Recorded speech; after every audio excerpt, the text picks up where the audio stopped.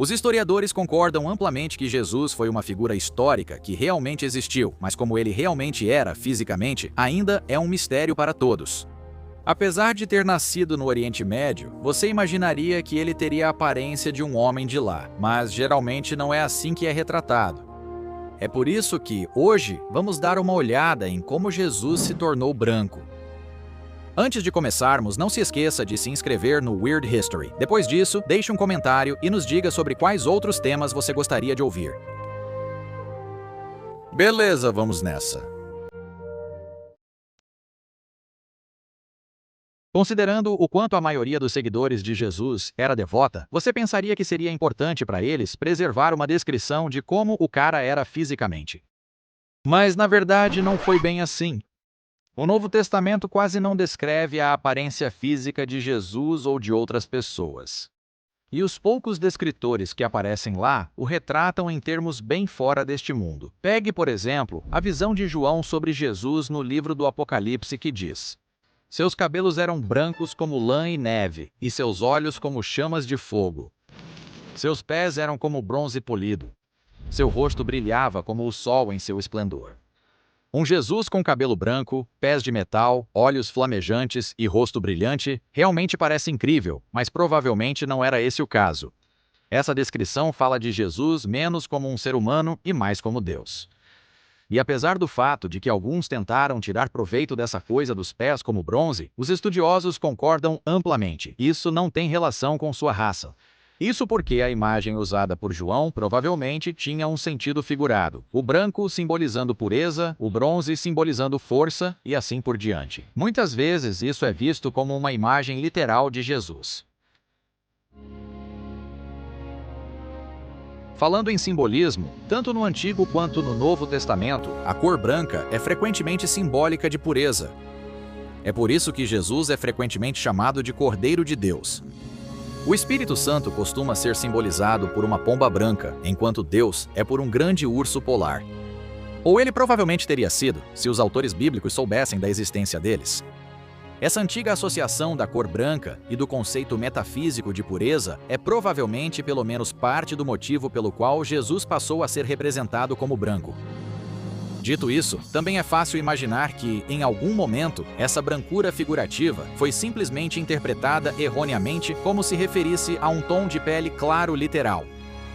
Qualquer pessoa, de qualquer raça, pode ter uma consciência tão pura quanto a neve. Portanto, o tom de pele não tem relação com isso. Poderíamos considerar a confusão apenas um erro inocente. A relação entre a cor branca e pureza tem sido usada de forma errada há muito tempo para justificar racismo e escravidão. Então, historicamente falando, está bem longe de ser inocente.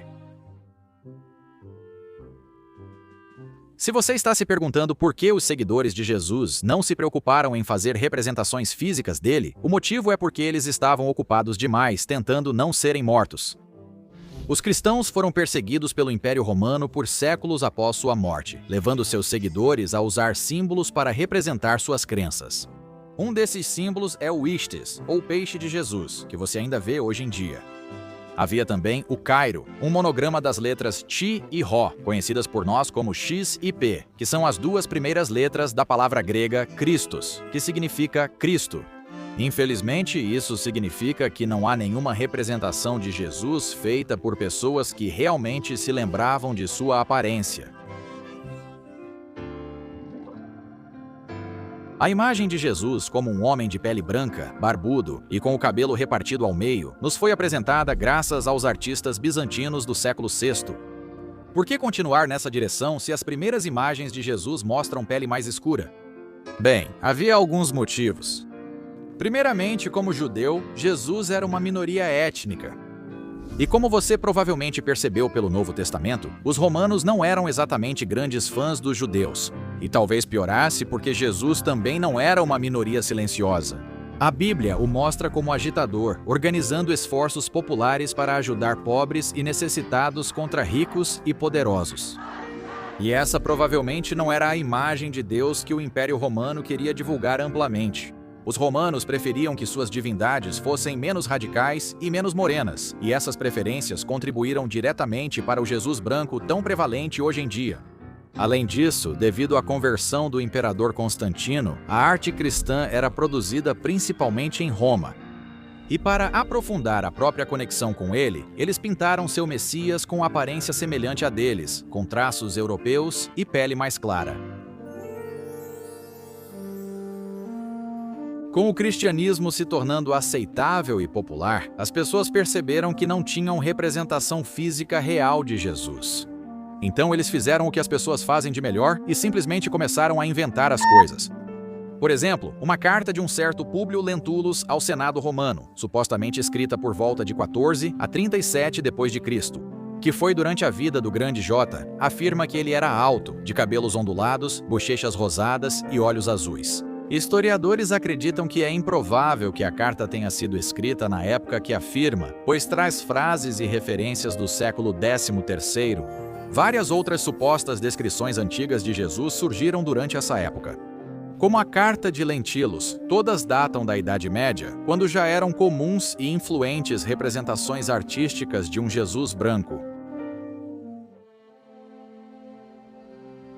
E falando em simplesmente inventar coisas, a Idade Média também foi quando muitas imagens milagrosas famosas e visões de Cristo começaram a aparecer por toda parte. E o que provavelmente não vai surpreender ninguém, essas imagens e visões eram, em sua grande maioria, de um Jesus branco. Um exemplo famoso é a imagem de Edessa, que supostamente traz a imagem de um Jesus branco em uma toalha. Cristo enxugou o rosto nela durante a vida e nunca se preocupou em lavar. Também existe o Santo Rosto de São Silvestre, o Santo Rosto de Gênova e, é claro, o Sudário de Turim. Apesar das afirmações exageradas sobre esses objetos, historiadores os datam amplamente da Idade Média e não da época de Jesus. Claro, nada é eterno, e na Idade Média, o Império Romano já tinha sido substituído pela autoridade papal.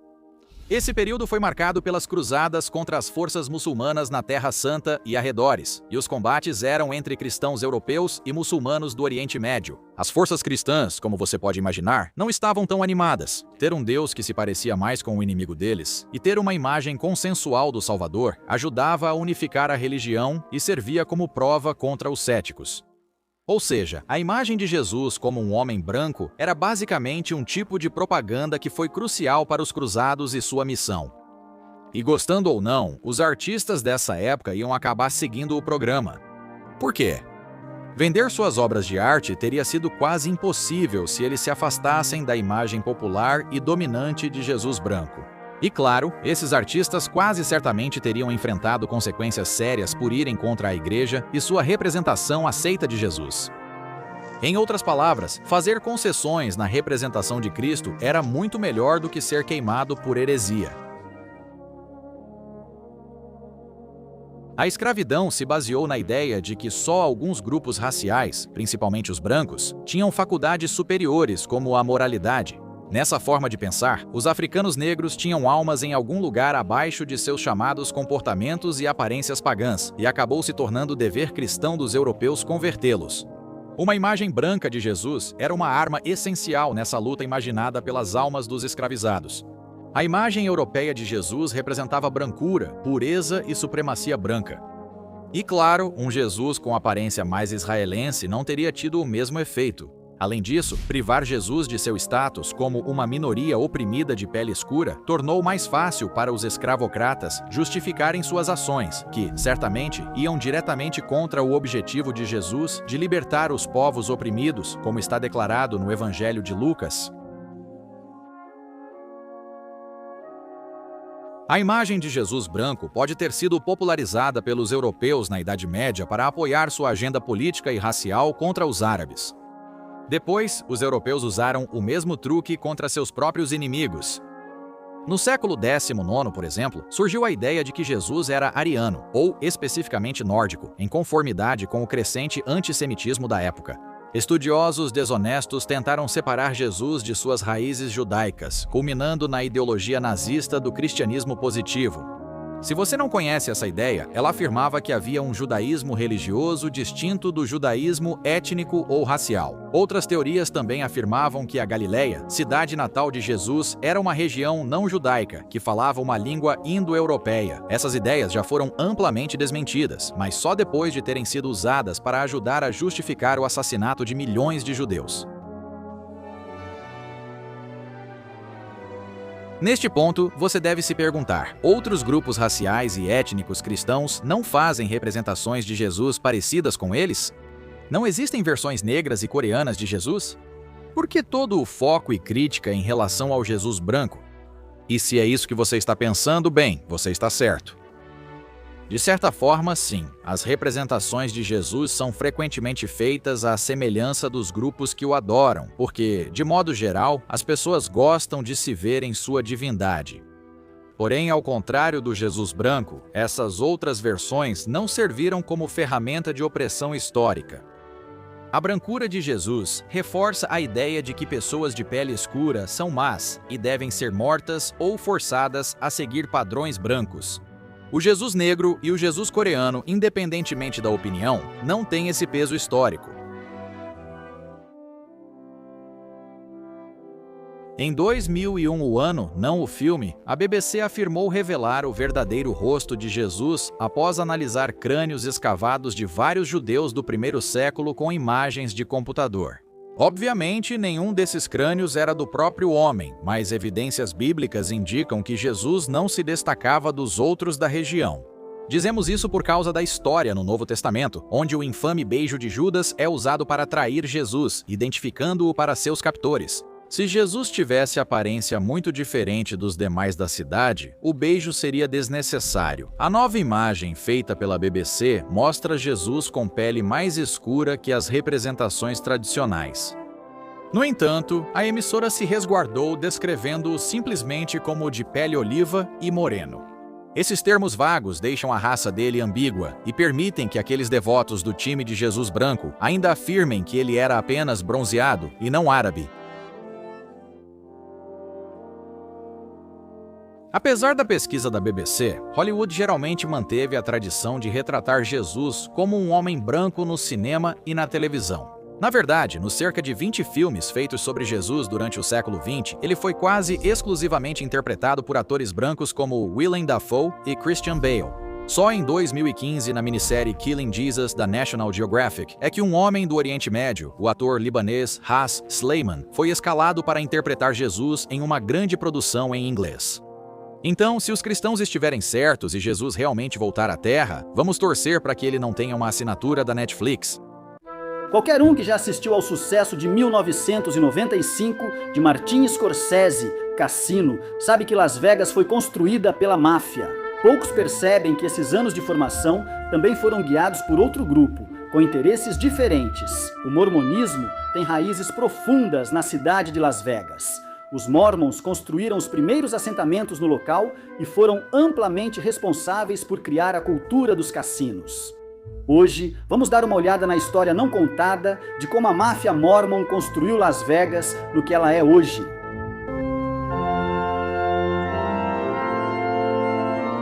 Fundada em 6 de abril de 1830, no estado de Nova York, a Igreja de Jesus Cristo dos Santos dos Últimos Dias era inicialmente chamada Igreja de Cristo. Os ensinamentos da igreja se baseavam no Livro de Mórmon, que afirmava relatar o ministério de Jesus Cristo no hemisfério ocidental. O livro teria sido traduzido de placas de ouro descobertas por José Smith, fundador do mormonismo. Na década seguinte, a igreja mudou-se mais para o oeste para fugir da perseguição religiosa, e em 1844, José Smith foi morto por uma multidão em Chicago. A liderança da igreja passou a Brigham Young, um de seus subordinados. Seguindo os passos de Smith, Young continuou a mover a igreja para o oeste, até que, em 1847, eles finalmente se estabeleceram no que viria a se tornar o estado de Utah. No século XX, a Igreja dos Santos dos Últimos Dias estava se tornando uma enorme organização internacional, com vastos recursos e verdadeiro poder político.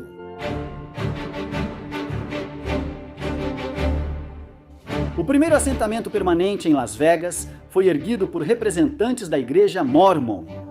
Em 1855, eles foram enviados pelo líder Brigham Young para criar um posto avançado entre as missões Mormons em San Bernardino e o sul da Califórnia.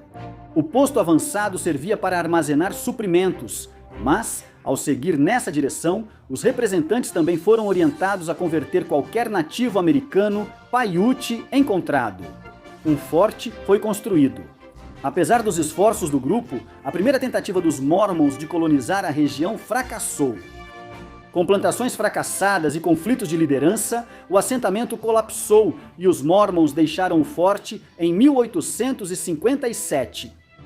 Eles não sabiam, mas os Mormons plantaram as sementes do que se tornaria uma das 25 maiores cidades dos Estados Unidos. Os restos do forte original ainda existem e podem ser vistos hoje na esquina da Las Vegas Boulevard, com a Washington Avenue.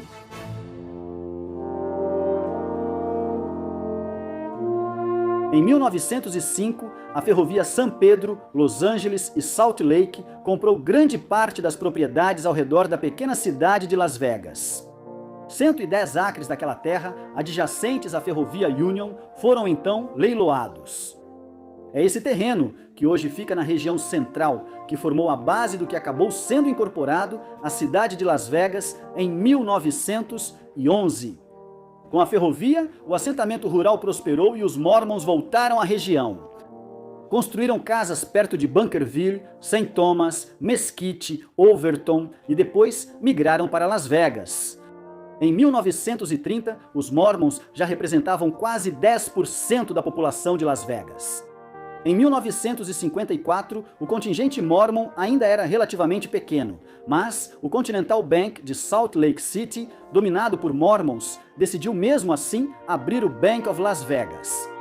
E Perry Thomas, gerente financeiro Mormon do Continental em Utah, foi enviado para administrar a nova instituição.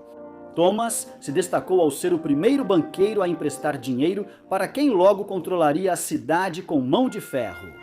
Os operadores de cassinos, criminosos ou não, tinham reputação duvidosa por suas conexões com áreas tradicionalmente controladas pelo crime organizado no jogo. Quando perguntado sobre os riscos desses clientes, Thomas dizia que estava no ramo bancário e que o pessoal dos cassinos era bom pagador, independentemente do setor. A decisão de Thomas levou a um rápido aumento no tamanho e no número de cassinos em Las Vegas. Ele também tentou mudar as regras que proibiam empresas de possuírem cassinos, já que eram bons pagadores. Isso também colocaria os cassinos sob a jurisdição da SEC, ou Comissão de Valores Mobiliários, que efetivamente se tornaria supervisora do setor de cassinos. Isso garantiria que mafiosos e membros do crime organizado não pudessem mais usar os cassinos como fachada para lavagem de dinheiro.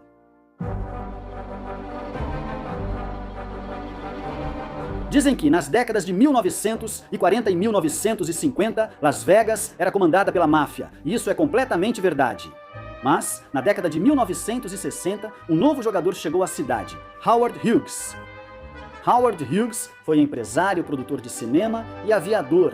Ele foi um titã da indústria americana, mas, no fim da vida, era um homem cada vez mais doente e propenso a comportamentos excêntricos. No fim de semana do Dia de Ação de Graças, em 1966, Howard Hughes chegou a Las Vegas de trem e se hospedou no Desert Inn. Ele passou um mês inteiro sem sair do quarto. O dono do hotel ameaçou expulsar Howard Hughes. Howard Hughes não quis sair e comprou o hotel. Esse é o tipo de coisa que você pode fazer para acabar com uma discussão quando você é Howard Hughes. Não preciso dizer que ele seguiu trancado no último andar do hotel. Depois disso, ele começou a comprar cassinos de Las Vegas aos montes, tirando-os das mãos da máfia. Como ele nunca saía do Desert Inn, precisava de assistentes e conselheiros para supervisionar seus negócios. A equipe era liderada por Frank Gay, curiosamente conhecido como Bill. Gay era um Mormon contratado por Hughes, diretamente da UCLA. Hughes preferia trabalhar com Mormons por saber que eles não bebiam, fumavam, nem jogavam. Ele acreditava que isso os ajudava a evitar os vícios de Vegas e a agir com mais discrição e integridade. Hughes era tão comprometido em usar Mormons que eles acabaram compondo toda a equipe de gay. O grupo rapidamente ficou conhecido na cidade como a Máfia Mormon.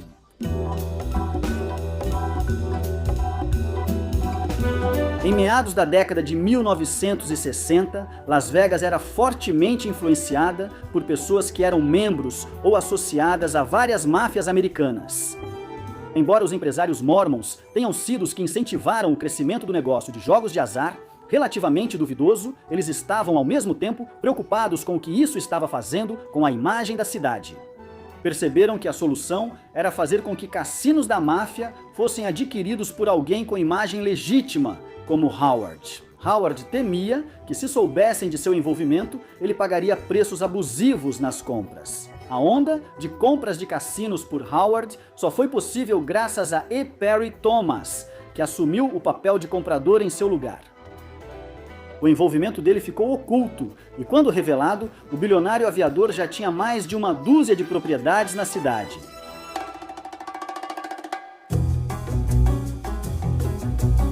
No fim dos anos 1960, o futuro magnata dos cassinos, Steve Wynn, era pequeno investidor imobiliário e sócio minoritário do Hotel Frontier. Wynn virou protegido de E. Perry Thomas, que o ajudou a comprar sua primeira grande propriedade em Las Vegas, o cassino Golden Nugget, no centro. Wynn tinha talento natural para cassinos e acabou adquirindo ou construindo vários dos mais famosos da cidade, como Treasure Island, The Mirage e Bellagio. Steve Wynn ainda é uma das figuras mais conhecidas e bem-sucedidas da indústria internacional de jogos de azar.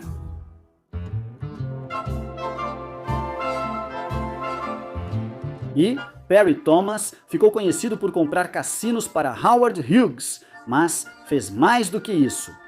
Thomas também liderou a mudança na lei estadual de Nevada para permitir que corporações possuíssem e operassem cassinos. Até a década de 1960, apenas indivíduos podiam receber licença para possuir ou operar um cassino.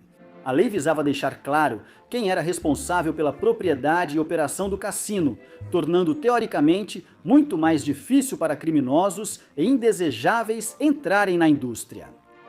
No entanto, como muitas coisas, isso funcionou muito melhor na teoria do que na prática. A máfia burlou a lei ao contratar laranjas limpos para ocultar os financiadores mais sinistros da operação. Thomas percebeu que a posse corporativa aceleraria o crescimento da cidade e atrairia o escrutínio da Comissão de Valores Mobiliários.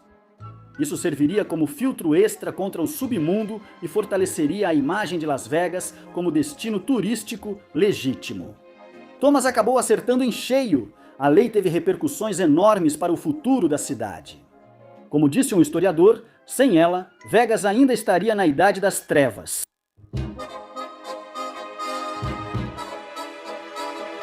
Se você conhece os Mormons, sabe que eles geralmente se opõem ao que consideram atividades pecaminosas, como o jogo.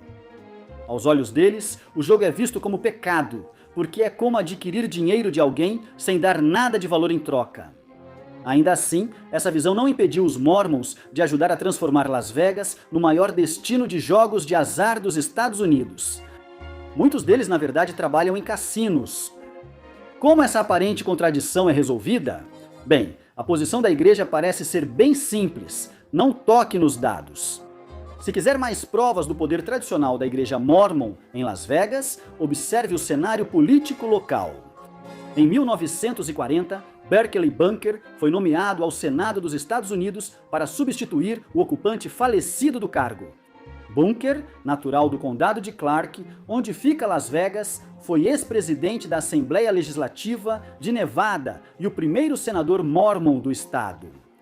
Recentemente, o democrata Harry Reid representou Nevada em Washington, D.C. No entanto, os políticos mormons de Nevada tendem a ser conservadores e costumam permanecer no cargo por muito, muito tempo. Pode não ser surpresa que os europeus medievais faziam grandes celebrações de Natal. Os banquetes de Natal medievais eram mais que simples refeições, sendo ocasiões para servir pratos sofisticados com ingredientes luxuosos e exóticos. Então hoje vamos dar uma olhada no que as pessoas da era medieval comiam durante os banquetes de Natal. Na era moderna, o nome cabeça de javali é amplamente associado a frios, mas na era medieval eles eram bem literais. Se alguém falasse em cabeça de javali, era de fato sobre a cabeça de um javali. A cabeça de javali era um dos alimentos mais comuns do Yuletide. Essa tradição, de origens germânicas antigas, continuou nas celebrações cristãs pela cultura anglo-saxônica. A iguaria era tão associada às festividades de Natal que uma canção bem conhecida foi registrada na história escrita, por volta de 1500, chamada A Canção da Cabeça de Javali.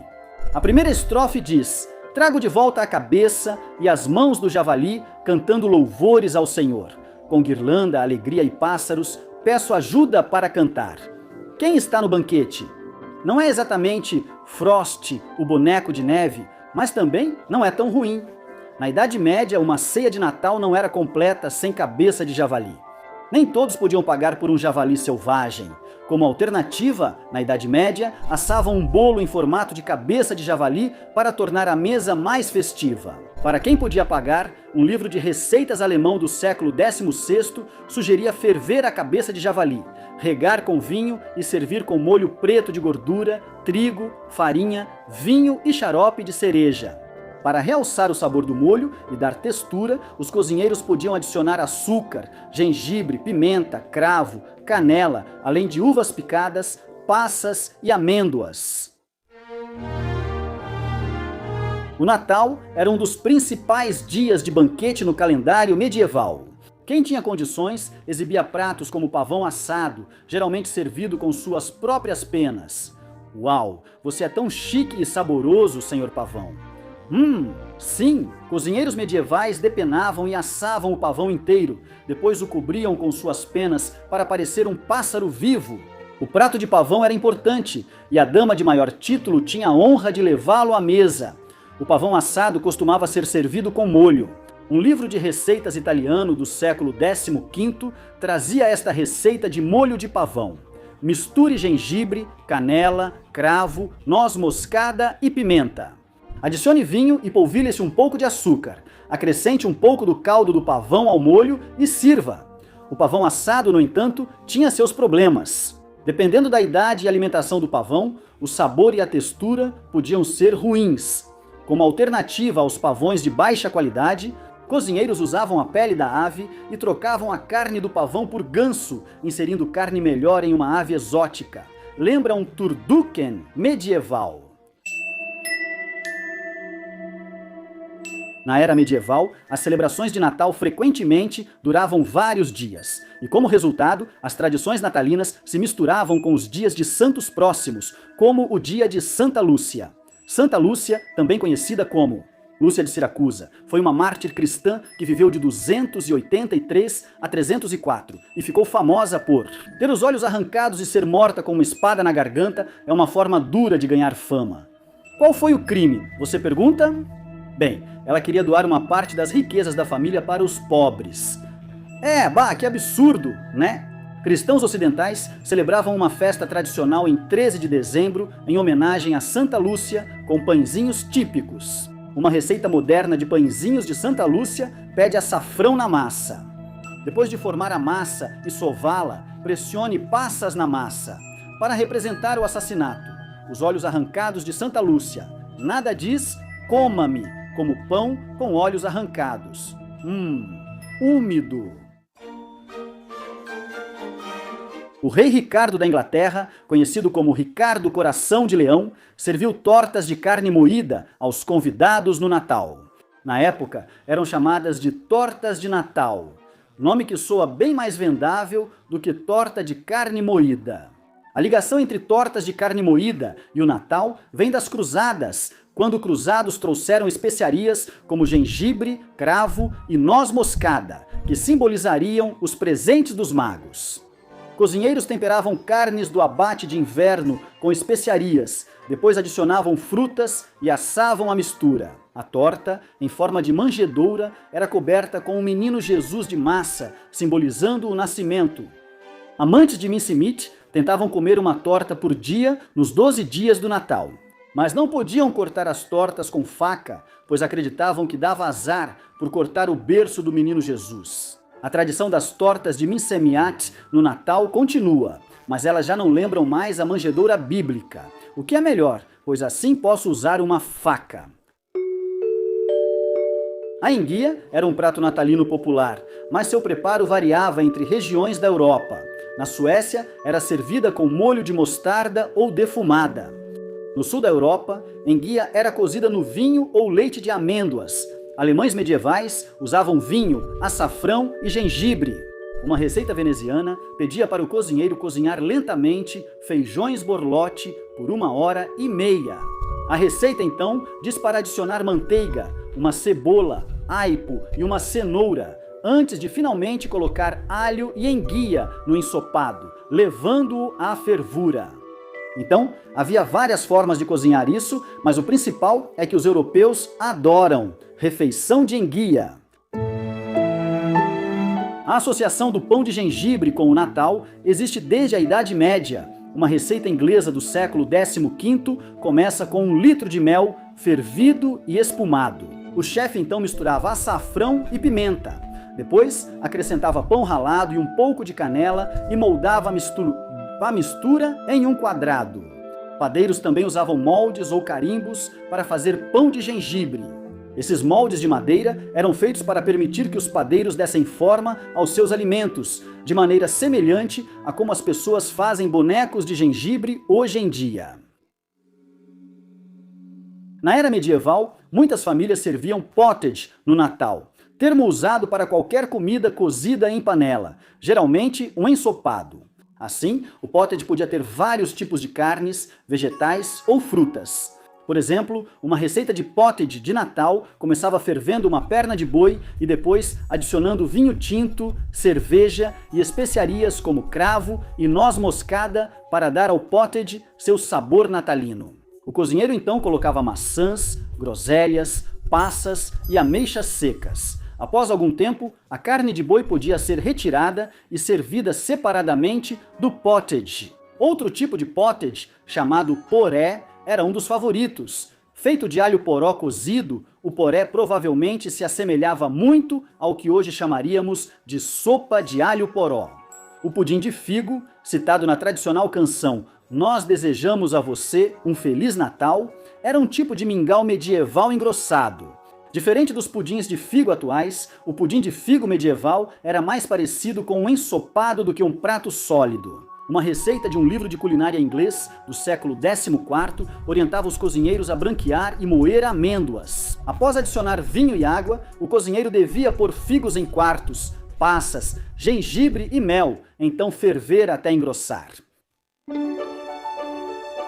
Em vez de gemada, os europeus medievais bebiam possete no Natal. Essa bebida alcoólica espessa levava ovo, creme de leite e cerveja ou vinho, sendo engrossada com pão, aveia ou pasta de amêndoas. Uma receita do século XVII sugeria ferver 1 litro de creme de leite com especiarias. Enquanto isso, batia-se 16 ovos e misturava-os ao vinho branco quente. Misture ovos e vinho ao creme de leite e cozinhe em fogo baixo por 30 minutos. O creme talha e adquire textura semelhante à de queijo. O syllabub, parente mais leve do possete, também pode figurar na mesa de Natal. As sugar plums eram doces sazonais favoritos dos cozinheiros do século XVI e acompanhavam pratos de especiarias medievais. De acordo com João Gerardi, um herbalista e autor do século XVI, as ameixas frescas continham pouco valor nutricional. No entanto, secar as ameixas as transformava em um prato mais saudável. Além disso, conservar as ameixas fazia com que durassem mais tempo. Um método do século XVI para fazer ameixas açucaradas envolve cozinhá-las em açúcar clarificado e deixá-las nesse açúcar por 3 dias. Após retirar a fruta, ferva a calda com mais açúcar, devolva a fruta e cozinhe em fogo baixo. Seque as ameixas em uma grade, virando-as dia sim, dia não. Depois de secas, as ameixas açucaradas duravam o ano todo. No Natal, crianças imaginavam-nas dançando em suas cabeças enquanto dormiam. Muitas receitas de Natal pedem cerveja porque, afinal, é Natal, mas além de cozinhar com cerveja, um banquete natalino pode ter canecas de chopp. É a época de ser feliz. A produção de cerveja na Idade Média era onipresente. Não era produzida em massa, já que a cerveja não podia ser preservada por muito tempo, então a maioria das famílias fazia a sua própria. Ao contrário da cerveja atual, a medieval não tinha lúpulo. Ela era frequentemente aguada e feita de grãos, água e fermento, mas era adorada pelos europeus de todas as classes. Uma receita medieval de cerveja pede mais de 4 libras de malte, 1,5 libras de aveia em flocos e 13 quartos de água. Após ferver a água, esmague o malte e misture com a aveia. Junte a água quente aos poucos, a mistura e deixe descansar. Esse processo leva várias horas. Depois de retirar o mosto, misture 2 pacotes de fermento para a cerveja. A fermentação da cerveja leva vários dias.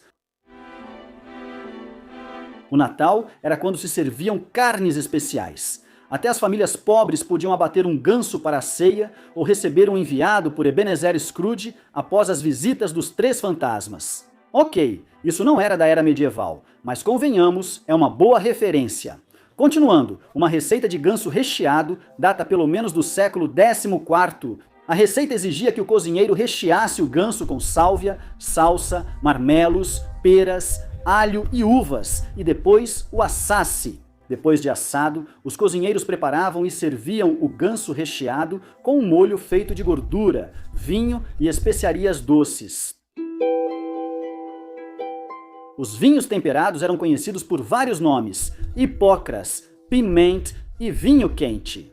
Um dos vinhos mais comuns na Europa medieval era o clarete, mas não o Bordeaux de alta qualidade que conhecemos hoje.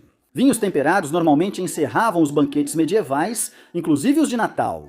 A maioria era frequentemente muito simples de fazer, consistindo em vinho, algum tipo de adoçante, que geralmente era mel, e como o nome sugere, especiarias. Na Europa medieval, a Igreja Católica tinha um poder e influência sobre a população quase inimagináveis atualmente. Esse poder vinha de uma combinação de fatores, incluindo persuasão, corrupção e coerção, mas acima de tudo, da pura disseminação do medo. Sim, a Igreja medieval envolvia-se muito em assustar os fiéis para mantê-los fiéis. Hoje veremos como a Igreja Católica medieval usava o medo para controlar seus fiéis. Hoje em dia, quando as pessoas ouvem o termo bocarra do inferno, provavelmente pensam na série de televisão Buffy, a caça a vampiros, se é que pensam em alguma coisa. De fato, visitantes modernos de igrejas e catedrais medievais provavelmente considerariam as imagens esculpidas assustadoras sobre a entrada apenas como arte ou ornamentação. Mas, para o povo da era medieval, que era supersticioso e sem instrução, a imagem da bocarra do inferno era nada menos que aterrorizante. A bocarra do inferno era normalmente representada como uma besta feroz, devorando pecadores durante o juízo final. Era a primeira coisa que os paroquianos viam ao entrar no santuário. E a mensagem era cristalina: obedeça à igreja, ou isso acontecerá com você. Uau, eles eram muito sutis.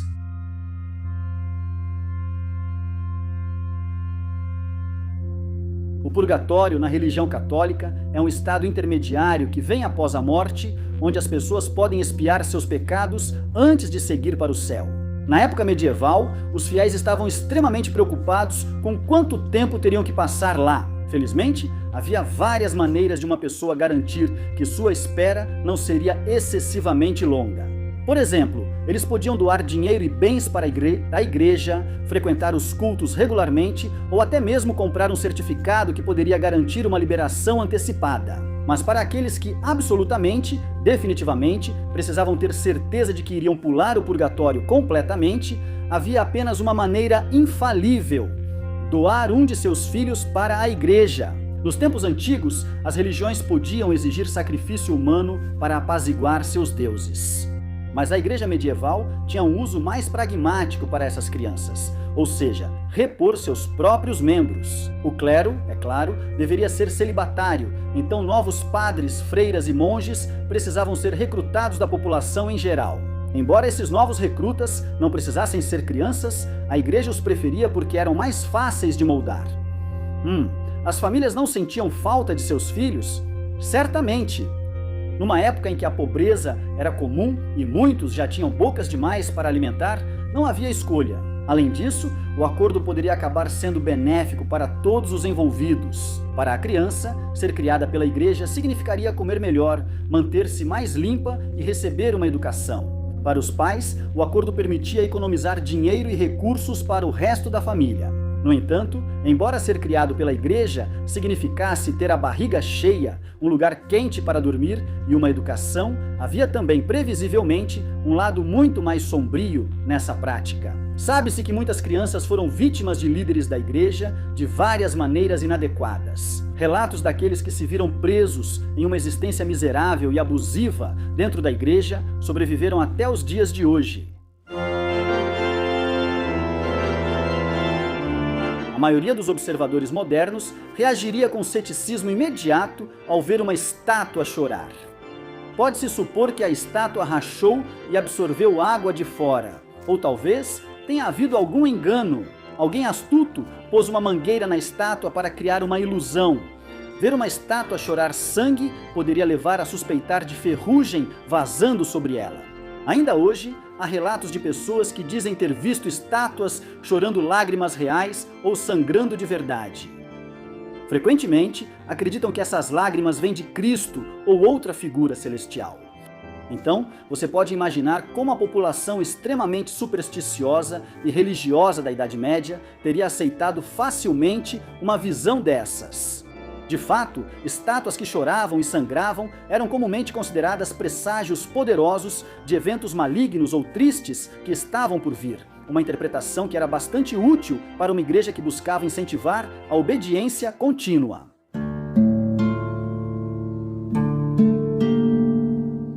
Você pode pensar que não existe como comprar o perdão por pecados graves, mas isso está totalmente errado. Na era medieval, assim como hoje, a igreja gostava muito de dinheiro, e os fiéis podiam realmente comprar o perdão com dinheiro. Se houvesse dinheiro suficiente, tudo era perdoável. Mais conveniente ainda era comprar perdão antecipado até por algo que nem havia feito. Planeja roubar ou matar alguém? Sem problema, é só comprar um perdão antecipado e se divertir. Era um ótimo esquema para quem podia pagar e fez a igreja enriquecer. Era basicamente um cartão de sair da cadeia para a vida após a morte. Uma das principais fontes de renda da igreja era a venda de bilhetes para sair do purgatório, que podiam ser comprados para si ou para entes queridos falecidos. Preocupado que seus pais ou avós tenham sido impedidos de entrar no céu e estejam presos no purgatório. Sem problema, compre o cartão de perdão pelo preço certo. A igreja literalmente emitia um certificado físico que provava que seu ente querido estava a caminho do céu. O cartão de perdão. Não saía da vida sem ele.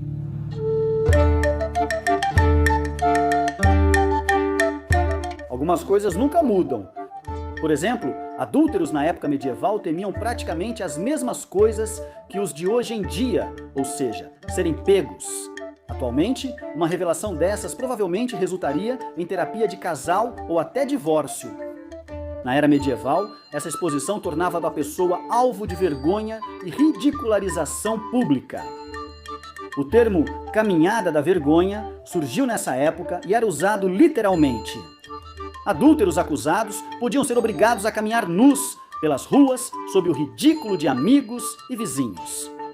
Os fãs de Game of Thrones provavelmente estão pensando na famosa caminhada da vergonha da rainha Cersei, agora mesmo, que foi baseada diretamente nessa prática da vida real. Não é surpresa que, apesar desse castigo severo, o adultério continuou sendo popular. Para alguns, a vergonha faz parte do jogo.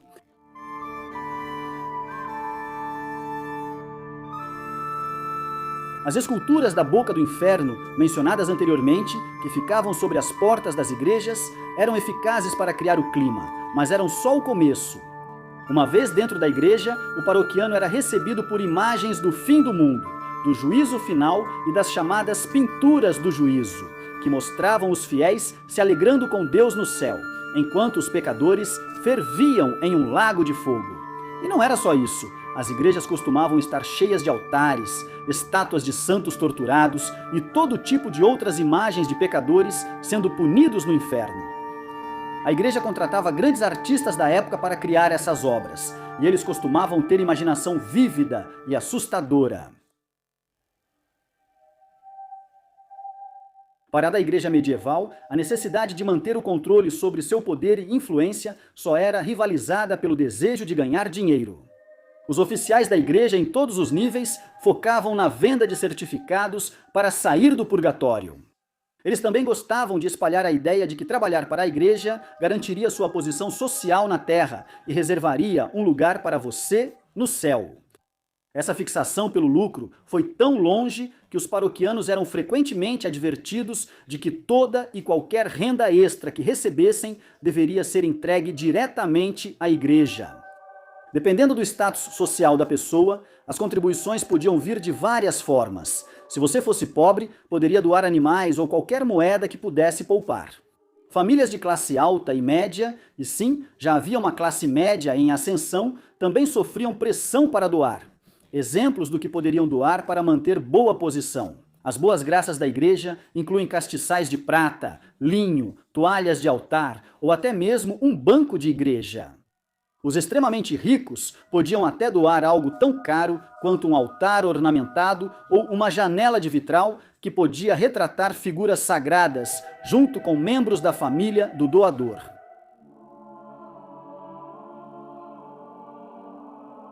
Já ouviu alguém se referir ao sétimo círculo do inferno? Provavelmente sim, embora talvez não tenha percebido isso. Frases como essa são uma alusão à primeira parte da Divina Comédia de Dante Alighieri, ou seja, o Inferno. Esse poema épico em 3 partes, escrito no século XIV, detalha de forma impressionante a experiência de passar pelo inferno, purgatório e paraíso. Considerada uma das maiores obras da literatura ocidental, a Divina Comédia inspirou o artista das bocas do inferno e toda a iconografia da igreja, mostrando pecadores em situações infernais. O poema era, na verdade, só um meio do autor extravasar a raiva contra seus inimigos, mas muitos, inclusive a igreja, se identificavam com ele. Para a igreja, o inferno de Dante servia como recurso valioso para assustar fiéis e garantir obediência. Embora, é claro, assim como o restante da sua agenda, isso tinha muito mais a ver com manter as pessoas acostumadas a entregar seu dinheiro, propriedades e filhos para ir à igreja, do que realmente salvar a alma de alguém.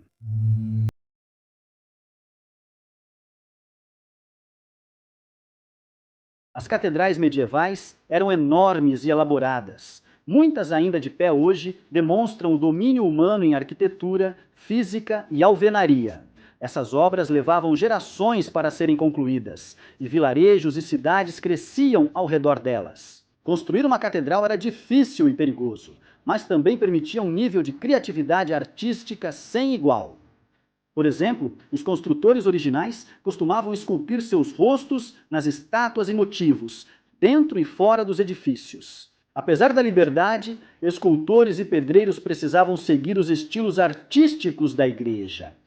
Isso incluía imagens de Jesus, Maria, santos, além de figuras de demônios e gárgulas na parte externa do edifício.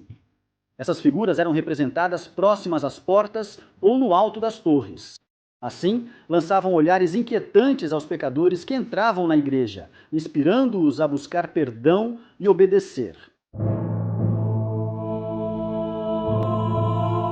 Apesar do alarmismo usado pela igreja para controlar fiéis, sempre houve quem não se importasse por não acreditar ou achar justa uma eternidade de punição pelos pecados desejados. Na era medieval, muitos frequentemente faltavam aos cultos. Alguns preferiam passar o tempo bebendo, jogando, visitando prostitutas, e alguns simplesmente gostavam de dormir até mais tarde. Seja qual for o caso, pecados como esses eram delitos puníveis. No entanto, como você deve ter imaginado, esses pecados eram absolutamente perdoáveis. Se o preço financeiro certo fosse pago à igreja, e como a falha ou recusa em pagar a multa constituía um bilhete só de ida para o inferno, a maioria das pessoas pagava. A Inquisição Espanhola passou mais de 350 anos espalhando paranoia, punindo hereges e executando seus inimigos. Ela definiu um dos períodos mais sombrios da história europeia, então não podemos deixar de nos perguntar, como era trabalhar lá? Então, hoje vamos dar uma olhada em um dia na vida de um inquisidor espanhol. Hora de ficar inquisitivo. A rainha Isabel I de Castela e o rei Fernando II de Aragão se casaram em 19 de outubro de 1469. O casamento deles uniria vagamente seus reinos e plantaria as sementes do que viria a ser a Espanha atual. Em 1478, Fernando e Isabel iniciaram a Inquisição Espanhola para manter a ortodoxia católica em seus reinos. A Inquisição era um tribunal que lidava com heresia religiosa e tinha jurisdição sobre cristãos batizados. Como a liberdade religiosa era quase inexistente no reino, a Inquisição acabava sendo a autoridade sobre todos os súditos reais. Embora ninguém esperasse a Inquisição Espanhola em 1478, talvez devessem, pois não foi a primeira que a região presenciou. Na verdade, já haviam ocorrido duas inquisições antes, uma em Castela, terra natal de Isabel, e outra em Aragão, de Fernando. Esse é o segredo para um bom relacionamento, um interesse comum em inquisições. Mas a Inquisição de 1478 foi a primeira sob controle direto da monarquia espanhola.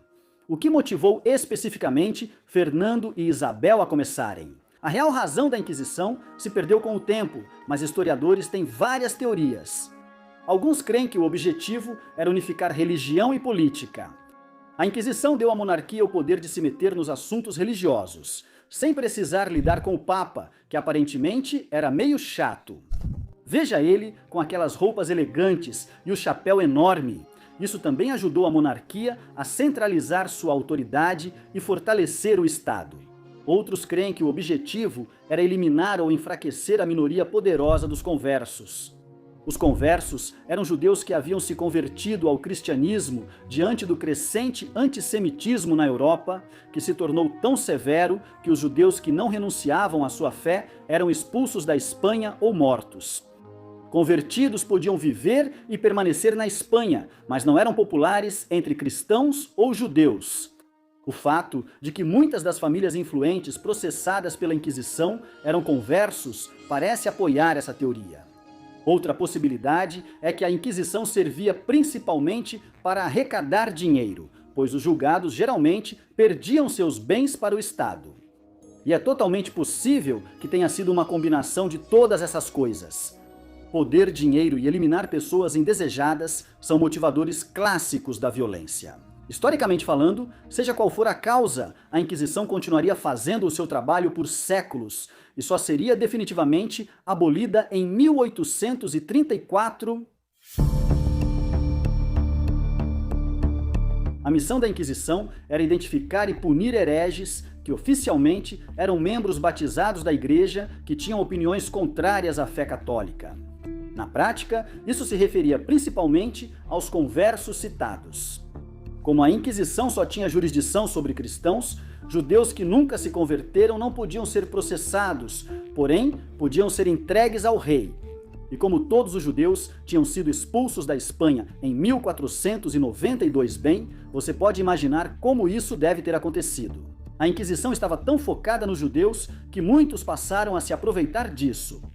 Por exemplo, se tivesse uma discussão com um vizinho ou conhecido, poderia denunciá-lo como judeu e vê-lo ser levado.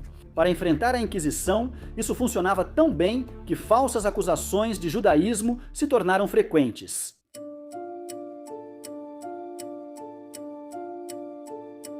Como toda grande organização, a Inquisição Espanhola precisava de uma equipe numerosa, como uma megastory de varejo.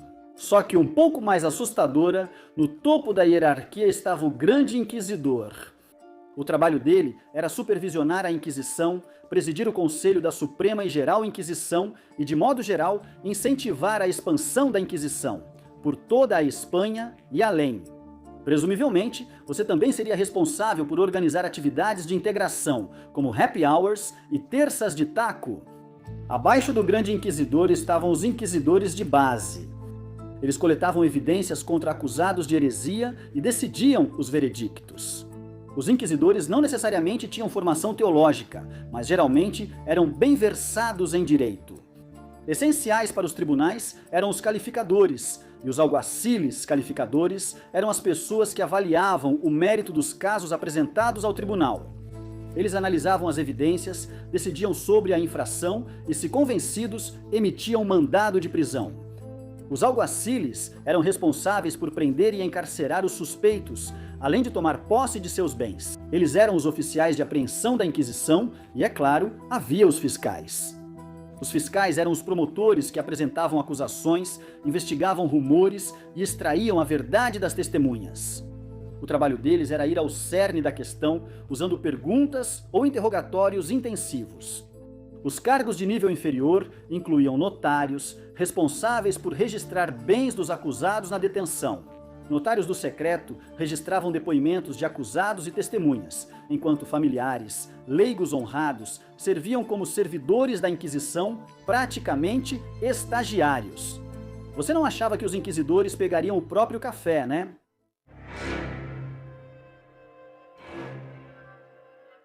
O tribunal inquisitorial não ficava em um lugar específico. Os inquisidores, na verdade, viajavam organizando tribunais, meio que como um circo, mas muito mais violento. Os julgamentos eram conduzidos por um juiz ou um painel de 2 juízes.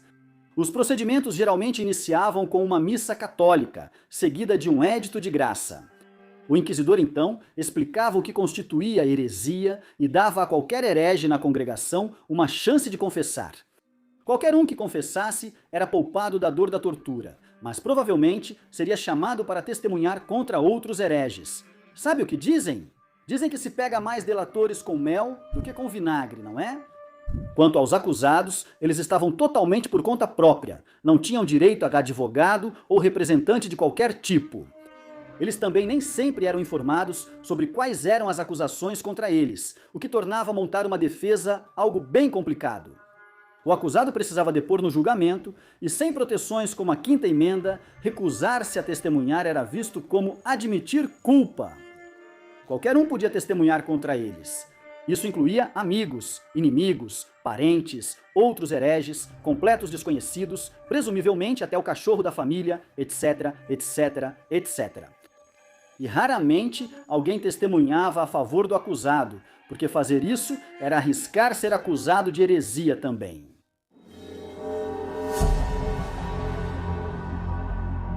Para os inquisidores, a heresia era comprovada se o acusado fosse pego em flagrante, mas o ideal era obter uma confissão, e eles eram muito habilidosos nisso.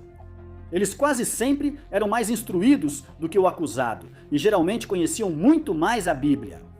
Os inquisidores também eram treinados para fazer perguntas confusas ou complicadas. Todo o processo era projetado para pegar as pessoas de surpresa durante um interrogatório. Se ficassem tão confusos a ponto de não conseguirem provar satisfatoriamente sua inocência, então deviam ser hereges. Se o inquisidor não obtinha confissão no interrogatório, havia outros métodos. Um acusado podia ser colocado na prisão indefinidamente até confessar. E graças a um édito papal de 1252, se todos os outros métodos para extrair uma confissão falhassem, o uso da tortura estava totalmente autorizado. Os inquisidores às vezes participavam dos interrogatórios, mas geralmente delegavam essa tarefa às autoridades locais. Assim, os inquisidores evitavam sujar as próprias mãos, tanto literal quanto figuradamente. Que bagunça! Os métodos para obter confissões variavam bastante. Por exemplo, um acusado podia ser deixado sem comer por um longo período, forçado a consumir e segurar grandes quantidades de água, ou ter carvões em brasa empilhados em várias partes do corpo, como um despa, com Jason Voorhees. E se isso não funcionasse, sempre havia o estrapado, no qual as mãos do acusado eram amarradas atrás das costas e a corda passava por uma viga no teto, de modo que a pessoa podia ser erguida até ficar pendurada pelos braços. Só isso já podia deslocar os ombros do acusado, e isso antes mesmo dos interrogadores começarem a sacudir a corda como uma pinhata ou amarrarem pesos nos tornozelos do acusado. Sempre tinha o famoso cavalete, onde o acusado era amarrado pelos pulsos e tornozelos e depois esticado como chiclete. Alguns relatos dizem que apenas ver um prisioneiro sendo esticado no cavalete já era suficiente para fazer algumas pessoas confessarem. Presumivelmente, eles teriam uma reação semelhante ao verem a cadeira de Judas, uma pirâmide de ponta afiada sobre a qual o acusado era forçado a se sentar, com cordas amarradas aos seus membros que os inquisidores podiam puxar.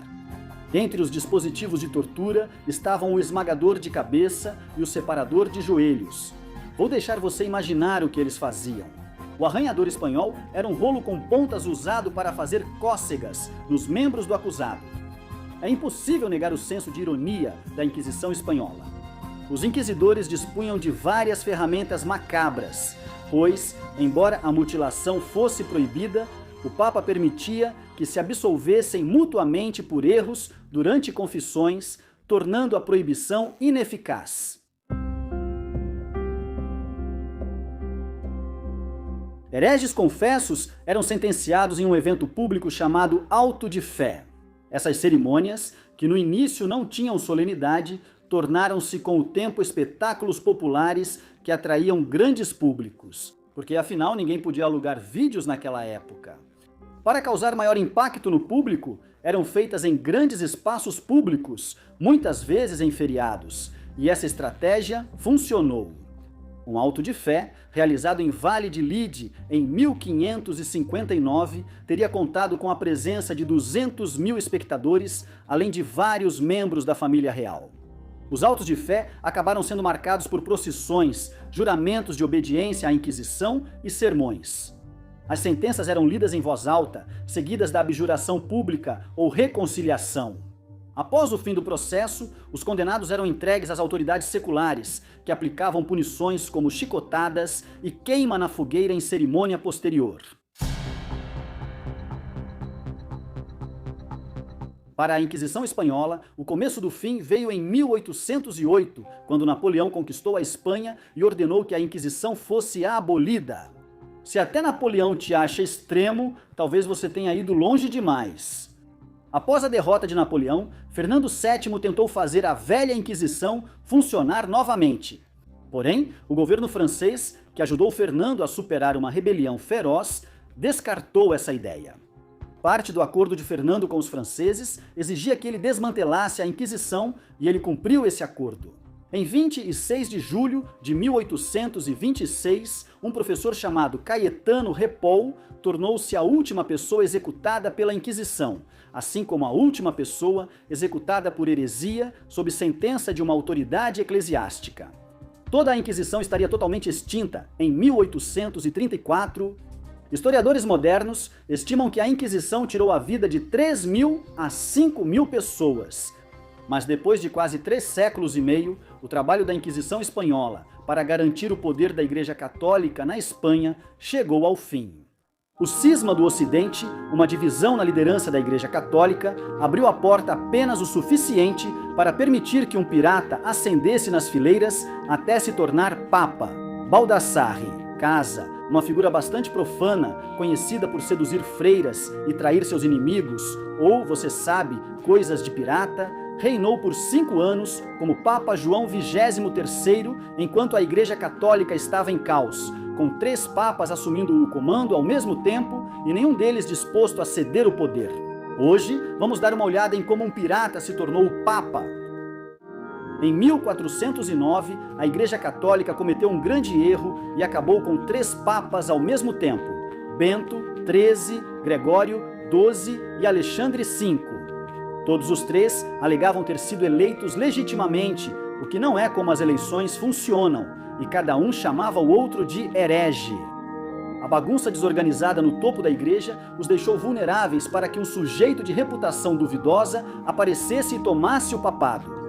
Casa era um apoiador de Gregório XII, mas em 1408, esse homem bagunceiro e dramático se voltou contra Gregório e pressionou pelo Concílio de Pisa, que por sua vez elegeu Alexandre V.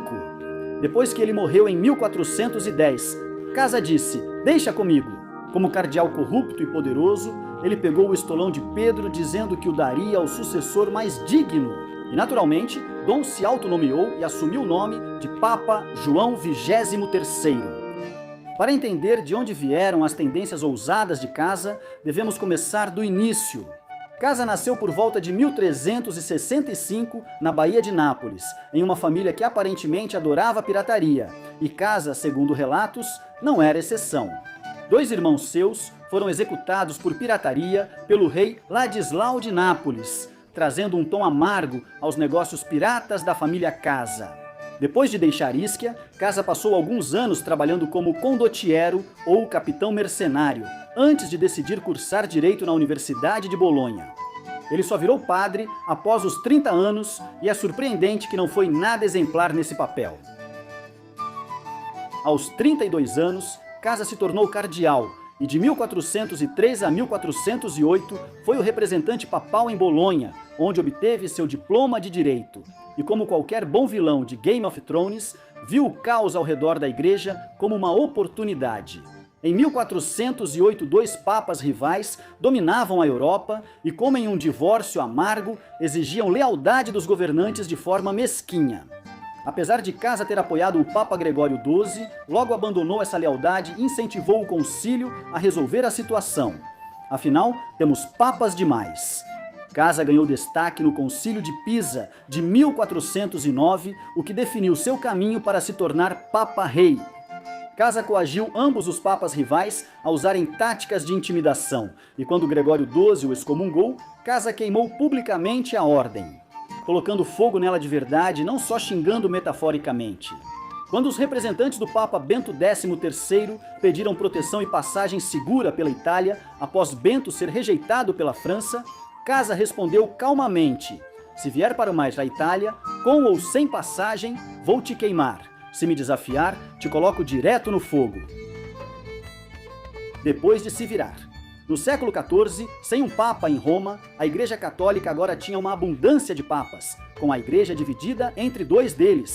Em 1378, Urbano VI Papa, em Roma, afirmava ter sido eleito legitimamente, enquanto Clemente VI, primeiro Papa, em Avignon, também dizia o mesmo.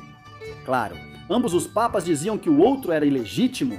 A Europa se dividiu territorialmente, com cada povo apoiando o seu lado. Os franceses e seus aliados apoiavam totalmente o Papa de Avignon, enquanto os ingleses e seus aliados preferiam o seu representante de Roma, refletindo perfeitamente as alianças políticas da Guerra dos 100 Anos, que durou de 1337 a 1453, ou seja, não 100 anos.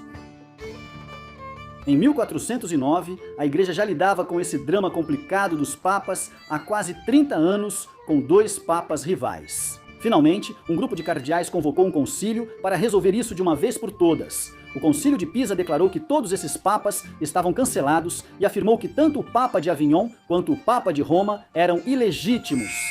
Em junho de 1409, os 2 papas foram declarados pelo concílio como cismáticos e hereges, e ambos foram formalmente depostos.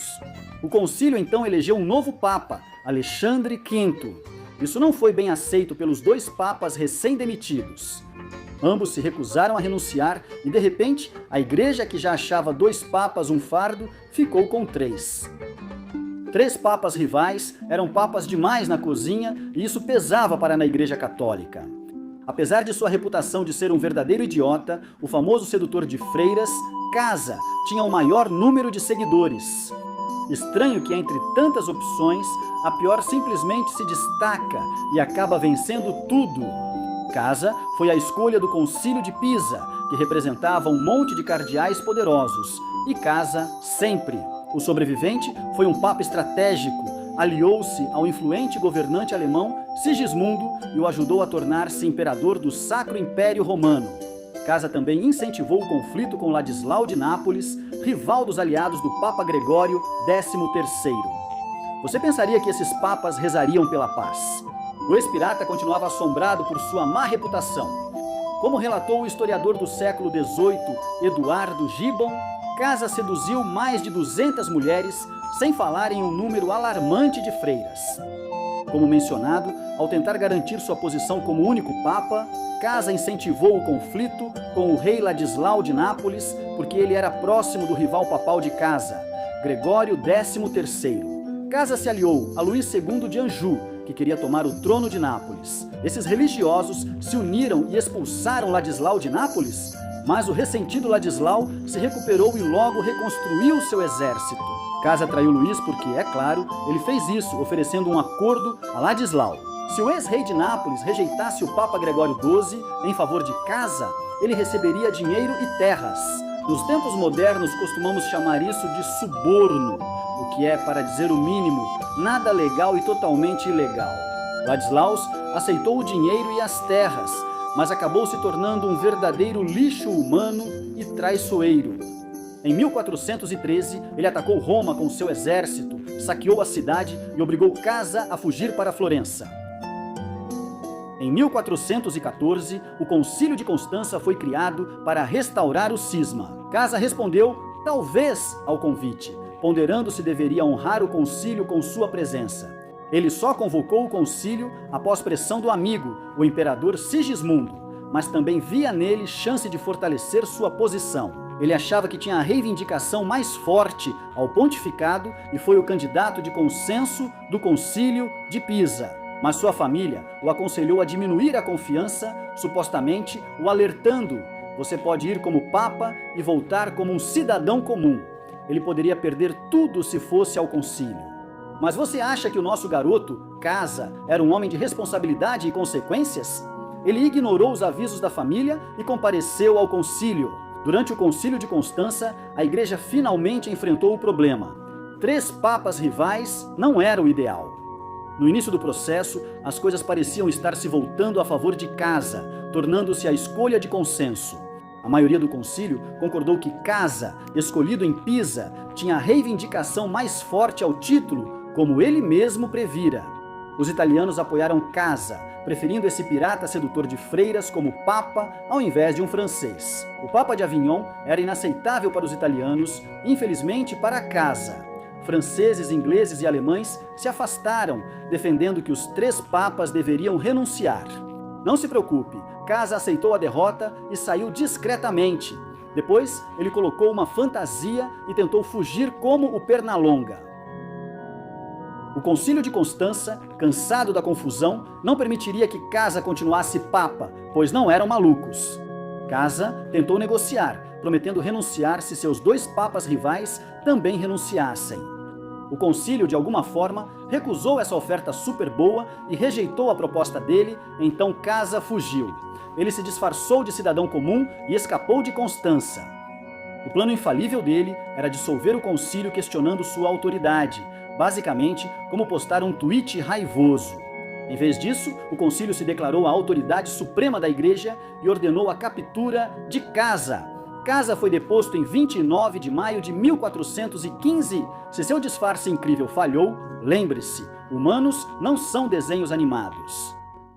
Após ser acusado no Concílio de Constança, Casa foi preso. O historiador do século XVIII, Eduardo Gibbon, afirma que as acusações mais escandalosas foram suprimidas. O vigário de Cristo foi acusado só de pirataria, então as freiras iam ignorar. Casa ficou preso pelo ex-amigo, o imperador Sigismundo, até 1418, sendo libertado após pagamento de resgate. O Papa Martinho V nomeou Casa cardeal bispo de Túsculo, mas poucos meses depois de assumir, Casa faleceu. Enquanto Casa estava preso por Sigismundo, o concílio lidava com as consequências do cisma do Ocidente. O concílio eliminou os outros 2 papas e Gregório XII renunciou ao papado em 4 de julho de 1415. O Papa Bento XIII ficou um pouco ressentido e ousadamente exigiu ser nomeado sucessor. O concílio disse não, e eles o julgaram à revelia e o depuseram em 26 de julho de 1417, colocando o último prego no caixão do cisma do Ocidente. O concílio cogitou não nomear um novo papa e manter-se como autoridade suprema da igreja, mas essa ideia não durou. O concílio elegeu um novo papa único, o Papa Martinho V, no final de 1417. O cisma do Ocidente fez muitos católicos questionarem se os papas valiam a pena, segundo a historiadora Marcia Gale. Cristãos europeus passaram a afirmar: um papa já é demais para o mundo católico, nenhum seria melhor. O que causou a confusão com o papado? O cisma do Ocidente ocorreu devido à disputa de poder entre um papa e um rei no século XIV. Em 1303, o conflito entre o Papa Bonifácio VIII e o rei Filipe IV da França chegou ao auge. Bonifácio disse controlar toda a Europa e ser mais poderoso que os reis. Filipe respondeu enviando homens para sequestrar o Papa Thanos. O conflito entre igreja e Estado originou o Papado de Avignon, quando a Igreja Católica transferiu-se de Roma para Avignon, França. De 1309 a 1378, os papas viveram em Avignon, e o rei francês exerceu controle sobre a igreja quando o último papa de Avignon, Gregório XI, morreu. Pouco depois de trazer o papado de volta para Roma, as coisas saíram do controle e uma crise foi criada. O novo papa eleito, Urbano VI, afastou seus cardeais, que então fugiram de volta para a França. Esses cardeais elegeram seu próprio papa, criando um cisma. 13 anos antes, nasceu um agente do caos que mudaria tudo. Derrame um pouco por casa, o papa bagunceiro que amava o drama.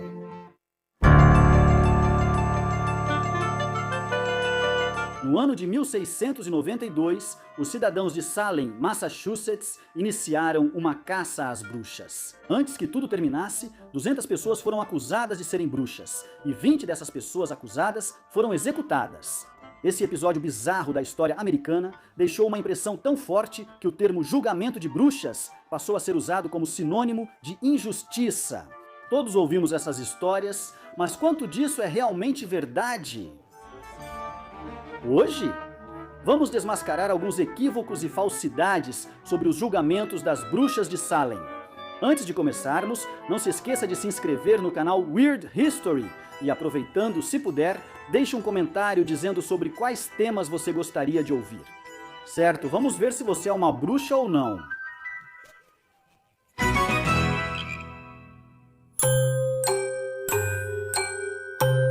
Nos anos que antecederam os julgamentos das bruxas, Salem foi invadida por refugiados que fugiam de uma guerra entre Inglaterra e França que estava acontecendo ao norte. Os recursos estavam escassos, colocando os moradores locais em competição tanto com os recém-chegados quanto entre si mesmos. Conflitos políticos locais, desde privilégios da igreja até direitos de pastagem e limites de propriedades, começaram a se intensificar. Com a piora da situação, suspeitaram que a discórdia vinha do diabo.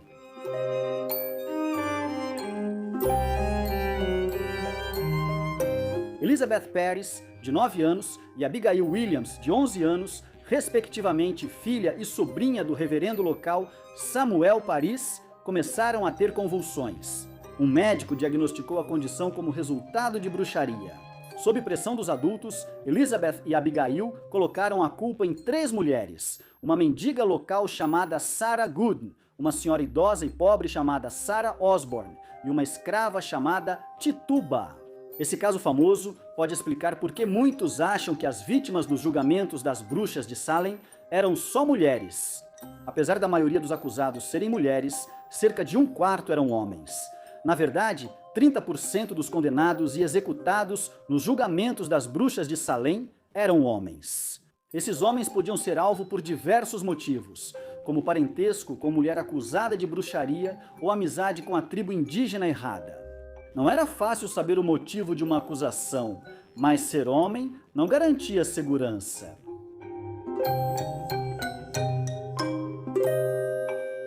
Em 1953, Arthur Miller, um dos maiores dramaturgos americanos, adaptou a história da família Paris para o teatro. As Bruxas de Salem usou os acontecimentos de Salem como alegoria às perseguições a comunistas. Na época, eram lideradas pelo senador Joe McCarthy, do Comitê de Atividades Anti-Americanas da Câmara dos Representantes. As Bruxas de Salem se tornou um enorme sucesso e acabou sendo adaptada para programas de televisão, filmes e até mesmo uma ópera. Embora a peça de Miller tenha reforçado a imagem de jovens mulheres acusadas de bruxaria, a verdade é mais complexa. Mulheres mais velhas, na verdade, tinham tanta chance de serem acusadas quanto as jovens. Isso era especialmente verdade quando essas mulheres mais velhas eram viúvas que não tinham herdeiros homens e possuíam grandes extensões de terra. Após perderem os maridos, essas mulheres, valorizadas por gerar e criar filhos homens, tornavam-se muito vulneráveis a acusações de bruxaria. Ao longo da história, pessoas empobrecidas sempre enfrentam dificuldades. Provavelmente é por isso que a maioria das pessoas presume que todos os acusados eram pobres e oprimidos, mas não é o caso. Acredite se quiser, é justamente o contrário. Para entender o ocorrido, é importante saber que existiam dois Salems, Salem Town e Salem Village. Salem Town era um porto próspero com moradores em sua maioria comerciantes ricos. Salem Village, por outro lado, era uma área agrícola e seus moradores tendiam a ser mais pobres e mais puritanos. Nos julgamentos de bruxas, a maioria dos acusadores era da vila pobre e dos acusados da cidade rica.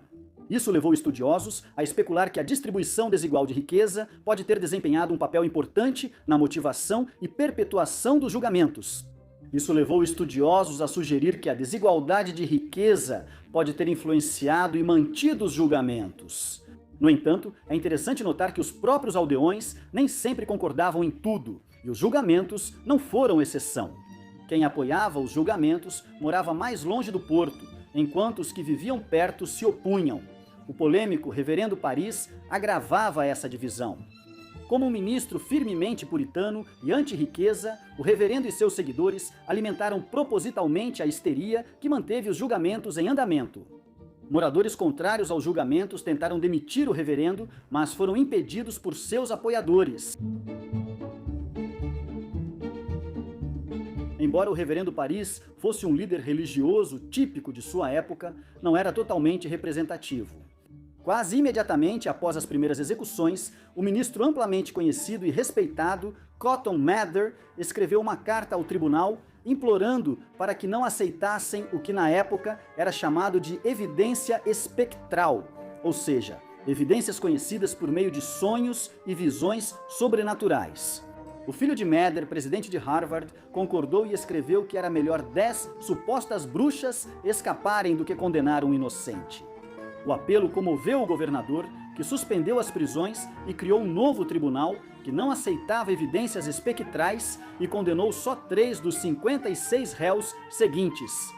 O governador perdoou todos os acusados de bruxaria. Bem, todos aqueles que ainda não tinham sido executados, pelo menos. Como já foi estabelecido, 70% dos executados durante os julgamentos das bruxas eram mulheres e 30% eram homens. Mas esses foram apenas as vítimas humanas, isso mesmo. Se você achou que julgar e condenar seres humanos já era loucura suficiente para o povo da vila de Salem, então prepare-se. A paranoia estava tão descontrolada que ao menos 2 cachorros conhecidos foram mortos. Sim, você ouviu direito. Os cachorros não sei como se defenderam no tribunal, mas é isso aí. Uma jovem acusou um dos cachorros de tentar enfeitiçá-la, o que faz sentido, já que minha cachorra sempre tenta te deixar culpado para ganhar um pedaço do seu sanduíche. O outro cachorro foi acusado de estar sob controle de uma bruxa. O nome Salem virou sinônimo de caça às bruxas, por isso muitos pensam que esses julgamentos foram os primeiros e únicos desse tipo. Mas, para ser justo com o povo de Salem, acusar inocentes de bruxaria existe há muito antes deles. A Europa enfrentava julgamentos de bruxas há mais de 3 séculos, e a Inglaterra proibiu a bruxaria e práticas associadas por lei.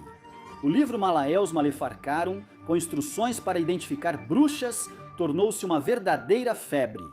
Caçadores de bruxas apareceram em todos os lugares. A situação ficou péssima. Quão ruim? Bem, os eventos em Salem duraram 1 ano e causaram 20 mortes, enquanto julgamentos de bruxas europeus duraram 10 vezes mais e mataram milhares de pessoas. Acredita-se que 50 mil dessas bruxas tenham sido condenadas na Europa apenas entre os séculos 16 e 17. Os julgamentos das bruxas de Salem são notáveis por serem dos últimos e não os primeiros casos de caça às bruxas. Antes de Salem, houve caças às bruxas na América do Norte, mas em quase 30 anos, ninguém foi condenado à morte por bruxaria. Na Europa, a era filosófica que viria a ser conhecida como o Iluminismo, que colocava a razão e o conhecimento acima da superstição, estava surgindo. Sua influência ajudou a pôr fim à prática dos julgamentos de bruxas. Em Salem, muitos acreditavam que essas práticas eram coisa do passado, tornando o evento ainda mais chocante. O clichê de aldeões furiosos querendo queimar uma bruxa é comum na ficção. Embora julgamentos de bruxas europeus usassem a queima como execução, havia diferenças nos procedimentos. Em Salem, as vítimas dos julgamentos de 1690 e 293 quase exclusivamente encontraram seu destino através do enforcamento. A única exceção foi Giles Corey, de 80 anos, que ao não se declarar culpado, foi esmagado até a morte entre duas pedras. Embora desagradável, nenhuma vítima dos julgamentos de Salem foi queimada. Atualmente, poucas pessoas acreditam em bruxaria. Então, quando se trata do que aconteceu em Salem, a maioria das pessoas presume que os moradores que diziam estar tendo ataques sobrenaturais estavam fingindo. Isso pode até ser verdade, no entanto, existe outra possibilidade. Ergato infectou o grão. É um fungo que atinge o centeio, cultura muito usada pela população de Salem. Ingerir ergato pode causar alucinações semelhantes às provocadas pelo uso de LSD. Portanto, é plausível que os primeiros ataques e alucinações que iniciaram a paranoia tenham sido reais. Porém, a histeria mortal que veio depois não pode ser atribuída ao grão. Vale lembrar que todo o caso pode ter começado por um mal-entendido médico. Durante séculos após os julgamentos, acreditava-se que a Colina da Forca era onde ocorriam as execuções. Em 2016, pesquisadores buscaram o local exato dos enforcamentos e descobriram que todos estavam errados o tempo todo.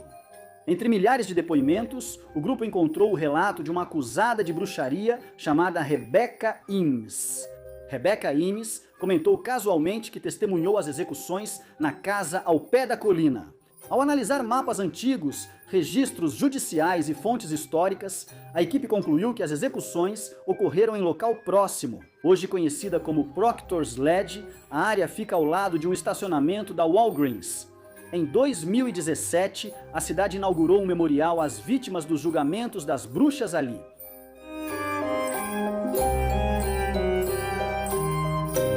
Em janeiro de 1697, os julgamentos já eram considerados uma tragédia, e um dia de jejum e contemplação, ordenado pelo tribunal, foi observado na colônia. 5 anos depois, os julgamentos foram declarados ilegais. 9 anos depois, todos os condenados foram exonerados e seus herdeiros receberam restituição. 250 anos depois, o estado de Massachusetts pediu desculpas oficialmente. Antes tarde do que nunca, certo? Mas por que isso aconteceu? Eventos perturbadores como o julgamento das bruxas de Salem fazem as pessoas buscarem respostas. Com certeza, deve haver uma razão tangível e identificável para essas pessoas terem agido dessa forma, certo? Felizmente, isso está longe da verdade. Centenas de explicações foram propostas, mas nenhuma é universalmente aceita sobre a histeria. Salem existia há séculos e surgiu do cruzamento de vários problemas sociais individuais. Crenças religiosas tiveram um papel, mas também a economia, diferenças de classe, história, migração, política local, sexismo, misoginia e ganância. Julgamentos literais de bruxas não existem mais, mas esses problemas persistem na sociedade moderna, sendo um dos motivos. É importante entender o que de fato ocorreu ou não nos julgamentos das bruxas de Salem. James, o único filho de Maria, rainha dos escoceses, e Henrique Stuart, nasceu em 1566 durante um conflito contínuo entre a Escócia e a Inglaterra. Quando tinha 1 ano de idade, ele subiu ao trono escocês como rei Jaime VI. Após sua mãe abdicar de sua posição, ele foi coroado como rei Jaime I da Primeira Inglaterra. Alguns anos depois, algumas de suas realizações como rei foram alcançar uma paz eventual entre Escócia e Inglaterra, além de reescrever a Bíblia e queimar muitas pessoas vivas. Objetivos modestos, realmente. Então hoje, vamos dar uma olhada em Jaime I, o filho queimador de bruxas de Maria, rainha dos escoceses. Mas antes de começarmos, não se esqueça de se inscrever no Weird History. Deixe um comentário dizendo sobre quais outros membros da realeza infames você quer ouvir. Agora, vamos desvendar esse rei peculiar. A violência religiosa da Reforma Protestante e a rivalidade entre Elizabeth I e Maria, rainha dos escoceses, marcaram o reinado de Jaime I. Ambas as questões o influenciaram a manter um controle firme sobre a política, mas ele temia o sobrenatural, apesar do fato de que fantasmas não existem, espero. Após herdar o trono da Escócia ainda bebê, o rei de dupla ameaça foi coroado como Rei Jaime I da Inglaterra após a morte de sua prima, Rainha Elizabeth I, em 1603. No reinado de Jaime, caças às bruxas, julgamentos e execuções tomaram as Ilhas Britânicas, enquanto ele seguia focado em suas consequências religiosas e espirituais. Seja ao encomendar uma nova tradução da Bíblia para o inglês em 1604 ou ao se obcecar por supostos casos de bruxaria, Jaime acreditava ser um instrumento da autoridade e da justiça divina. Ele unificou os reinos em guerra da Escócia e da Inglaterra após um longo e difícil caminho até a paz. Aquela queima de bruxas talvez não tenha ajudado, ou quem sabe tenha.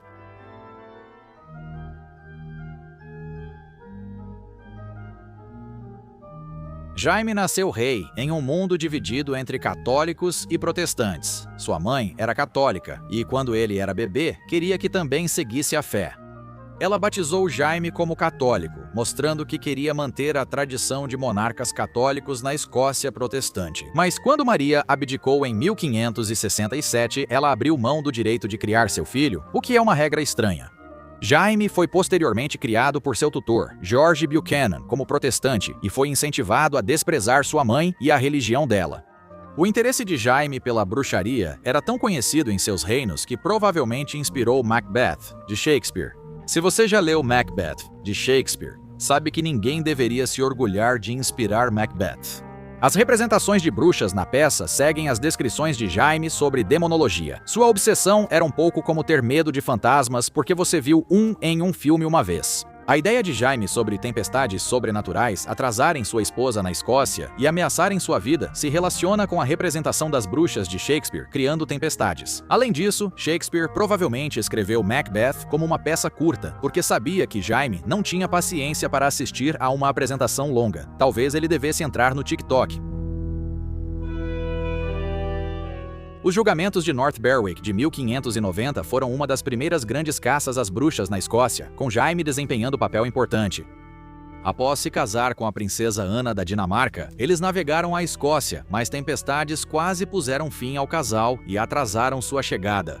E se os pais de Frozen tivessem sobrevivido? A provação foi tão traumática que Jaime suspeitou de jogo sujo, ou seja, ele queria culpar alguém pelo mau tempo. Ele sentiu que a única explicação razoável era que alguém, ou um grupo de pessoas, havia tentado sabotar seu casamento e atacar sua vida. Jaime respondeu iniciando uma caça às bruxas que cresceu com confissões e novas alegações dos acusados sob tortura. A tortura não é como Jack Bauer mostra. Geralmente as pessoas apenas dizem o que esperam que você queira ouvir. Ao todo, pelo menos 70 pessoas foram acusadas de bruxaria, e a maioria condenada à morte. A caça às bruxas na Europa atingiu principalmente mulheres, como você já deve saber se viu Abracadabra. A historiadora Susanna Lipscomb calcula que 70 a 80% das acusações na época eram contra mulheres. James achava que as mulheres eram mais propensas a serem bruxas por serem mais frágeis que os homens, e assim, mais fáceis de serem enredadas. Nessas armadilhas nojentas do diabo, aparentemente o diabo arma ciladas como um predador. Embora homens e mulheres tenham sido julgados por bruxaria em North Berwick, a maioria dos acusados eram mulheres. Deborah Willis sugeriu que James focou nas mulheres nos julgamentos de bruxas de North Berwick, para se livrar de um olhar feminino opressor e malévolo deixado pela rainha Elizabeth e por sua mãe, reafirmando assim o seu próprio poder. Isso é o que eu chamo de problemas com a mãe. James considerava a bruxaria um crime grave, então ele adaptou as punições para corresponder ao que acreditava ser a gravidade da ofensa. Em 1604, um ano após iniciar seu reinado na Inglaterra, James aprovou uma nova lei de bruxaria. Apesar de Henrique VIII e I Isabel I já terem criado leis contra a bruxaria, o decreto de James foi mais rigoroso. Por exemplo, bruxas condenadas eram enforcadas, independentemente de a acusada supostamente ter causado danos físicos a outras pessoas. Nos julgamentos de North Berwick, em 1590, James acreditou ser alvo de magia. Bruxas acusadas testemunharam. O diabo odiava James porque o rei era o maior inimigo que ele tinha no mundo. Testemunhos como esse eram presentes políticos para James. Segundo Donald Tyson, ele utilizou esses testemunhos para se apresentar como um cavaleiro defensor da fé cristã. Então sim, tipo o Dungai, James alegava ter autoridade divina em sua luta contra a magia negra que Satanás teria espalhado pelo reino. James queria divulgar os perigos da bruxaria. Após os julgamentos de North Berwick, Em 1591, James patrocinou a publicação de Notícias da Escócia, panfleto que sensacionalizava ainda mais os julgamentos, aumentando o medo e a paranoia sobre bruxas. Isso ajudou James a se firmar como defensor da lei e da ordem que elimina demônios em seus domínios, como o cara condenado caso vendesse bíblias também. O julgamento das bruxas de North Berwick fez James acreditar que as bruxas eram um perigo iminente. Os fatos o inspiraram a escrever sobre bruxaria e como lidar com seus praticantes. Demonologia foi publicado na Escócia em 1597 e 6 anos depois na Inglaterra. O texto identificava detalhadamente diferentes tipos de atividades e ocorrências sobrenaturais. Jaime participou de julgamentos de bruxaria devido à sua fascinação pelo sobrenatural e por se autodenominar guardião contra o ocultismo. Nessa posição, dizia-se que ele era capaz de descobrir por sua própria habilidade imposturas notórias. Um dos casos de maior destaque envolveu Anna Gunther, uma mulher que afirmava estar possuída por demônios no início dos anos 1600. James ficou interessado no caso depois que Anna Gunther fez acusações contra pessoas que ela afirmava tê-la enfeitiçado, e ele se encontrou com ela para ouvir toda a história. Na conversa, James fez a mulher admitir que era tudo farsa, um plano de Anna e seu pai para se vingar de quem achavam que os prejudicou. Não faltava escuridão na vida do jovem rei James, e isso também pode ter ajudado a inspirar sua fascinação pela bruxaria. James assumiu o trono aos 13 meses após a deposição de sua mãe. Logo após, seu pai morreu em uma explosão. Nos julgamentos das bruxas de North Berwick, Maria, rainha dos escoceses, já tinha sido executada por Elizabeth I da Primeira Inglaterra. Para ser justo, depois de tudo isso, poderíamos acreditar em maldições. Religião e política eram inseparáveis na Europa moderna, e na Inglaterra, a coroa era a chefe da Igreja Anglicana. Ministros e rebeldes também usavam passagens bíblicas para questionar a autoridade de reis e rainhas. Devido às várias traduções não oficiais da Bíblia em inglês, elas diferiam entre si. A Bíblia de Genebra, por exemplo, era politicamente subversiva por trazer anotações e comentários marginais que criticavam a realeza. Essa é a Bíblia divertida. Ao encomendar uma nova Bíblia, Tiago queria justificar sua autoridade no texto religioso, padronizar a linguagem e eliminar comentários subversivos. Tiago queria que o texto traduzido fosse a única Bíblia a unir os protestantes na Inglaterra e Escócia e reforçasse sua legitimidade política. E assim, a Bíblia do Rei Tiago foi criada, uma das versões mais conhecidas do texto até hoje. Ao contrário do que o nome possa sugerir, a Bíblia do Rei Tiago não foi criada apenas por ele. Tiago reuniu estudiosos de línguas para criar a nova tradução, mas os tradutores não tiveram a palavra final. Isso acontece ao trabalhar para um rei. Após criarem uma versão adequada, comitês de autoridades religiosas e reais precisaram aprová-la, e a aprovação final veio do monarca. A nova tradução levou 7 anos para ser concluída. Adaptar a religião ao rei é uma tradição antiga e cheia de histórias, como mostra Henrique. O reinado de Jaime pode ter dividido os súditos por rótulos como católico, protestante, bruxa e feiticeiro, mas seu maior legado foi a unidade. Ele uniu as monarquias escocesa e inglesa ao assumir rapidamente ambos os tronos, antes das guerras de independência da Escócia. Nos séculos XIII e XIV, Inglaterra e Escócia eram países completamente separados, com suas próprias monarquias, igrejas e sistemas de leis e educação. Os dois reinos também tinham uma história de guerras. Apesar de ser rei Jaime VI da Escócia desde 1567, Jaime também tinha forte direito ao trono inglês pela ascendência real de seus pais. Quando a rainha Elizabeth I da Inglaterra faleceu em 1603, ela nomeou seu primo Jaime como herdeiro. A união das coroas foi um passo importante rumo à unificação política. Claro, ele pode ter trazido paz governando ambos os países e executado muitos por suas superstições, mas os resultados são inegáveis. Então, o que você acha? Rei Jaime foi um grande unificador ou só mais um rei maluco? Comente abaixo e confira outros vídeos da nossa história estranha.